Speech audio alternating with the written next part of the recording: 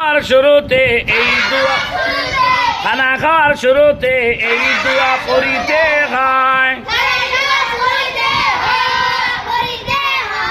বিসমিল্লাহি বিসমিল্লাহি ওয়ালা ওয়ালা ওয়ালা বারাকাতিল্লাহ বারাকাতিল্লাহ। খানা খাওয়ার শুরুতে এই দোয়া পড়িতে হয়। বিসমিল্লাহি